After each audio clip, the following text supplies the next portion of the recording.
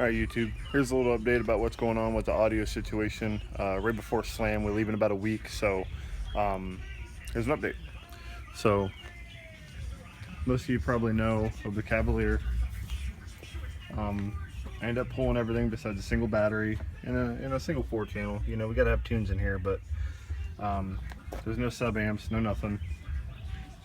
I ended up pulling the wall. Well, the wall's still in it, but you know, I pulled the subs out and everything, so just support and everything in there.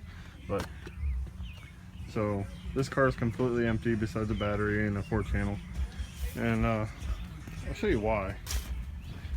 I just couldn't find a trailer. I don't know if I trust it. Here, let's see if we can. I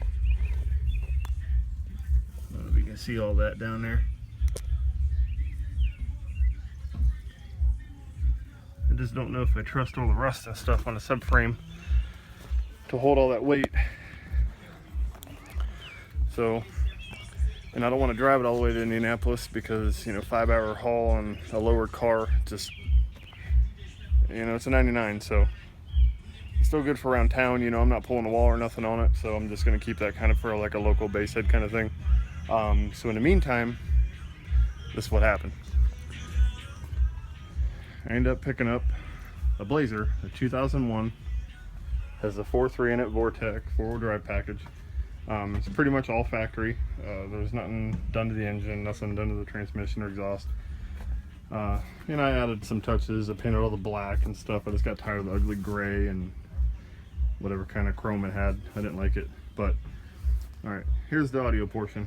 So like I said, I keep the Cavy how it is. I just didn't want to take everything out of it, so I made do with what I had laying around in the garage and spare parts and whatnot. So it's still the factory alternator. I plan on upgrading that. I'm going to talk to Mike Singer about putting actually the Singer 250 out of the Cavy into this. But I noticed that the serpentine belt is a 6-spline, or has 6 grooves in it, and the Cavy only has 4, so I need to get a different pulley for the Singer one I have to see if I can integrate that. I think the bolts will match up though. It'll bolt right up to this 4.3.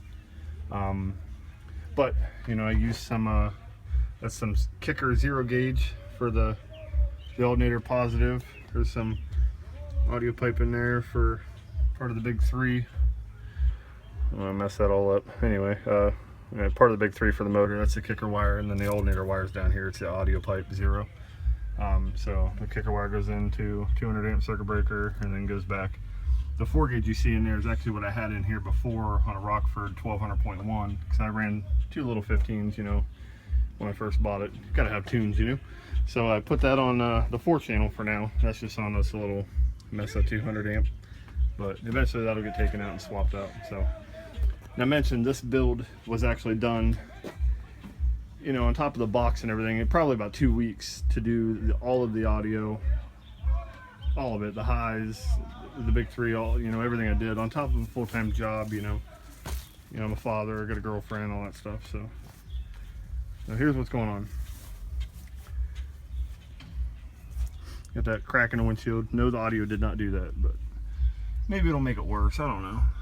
We'll find out. I'll put a windshield in it after Slam or something.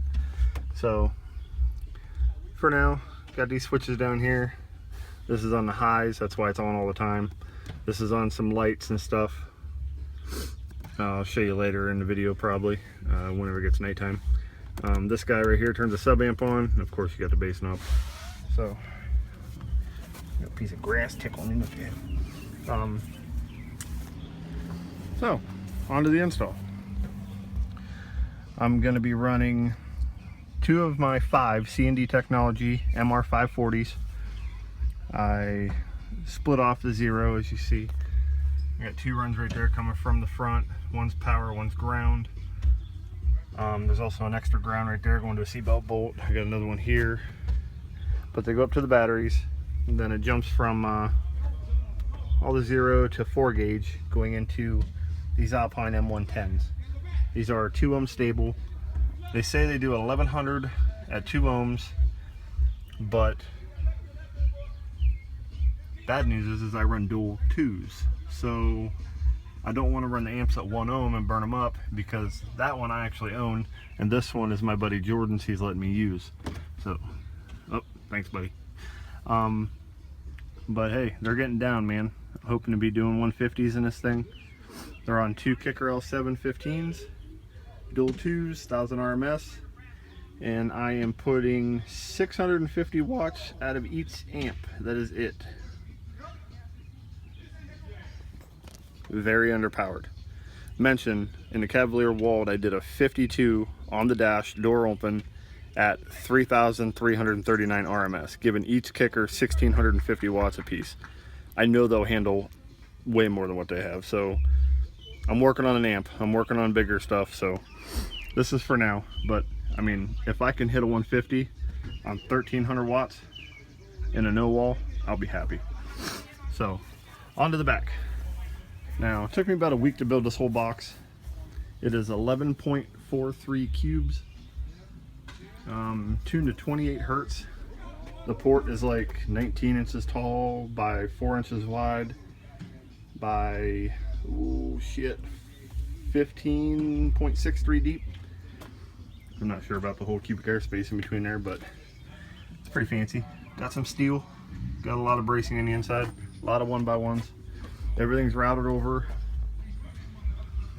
The paint job, me and the girlfriend got crazy with out in the yard and just started throwing paint everywhere. We ended up getting paint all over us, but there's another amp back here hidden. This is the Alpine 300.4. This is on all the door speakers. It's mounted on the side. That's actually where I had the Rockford when I had the other subs in here before, but so this does sit kind of close to the door. So whenever it is closed up,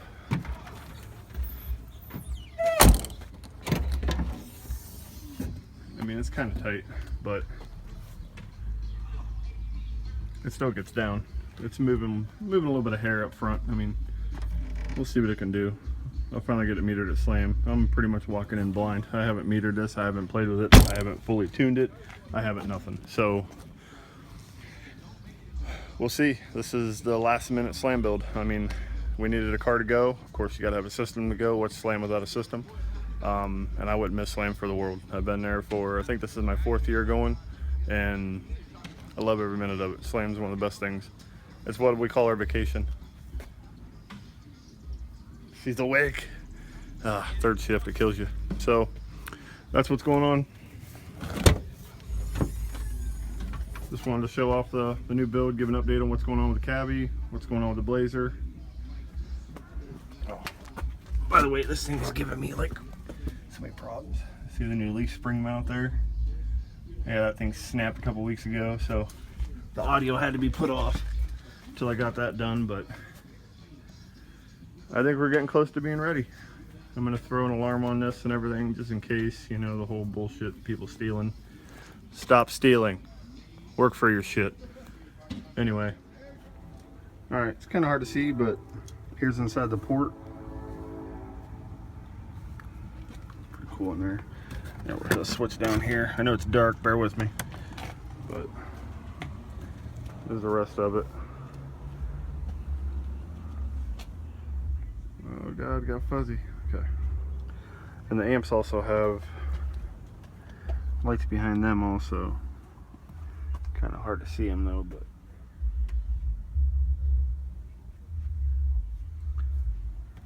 it's pretty cool looking.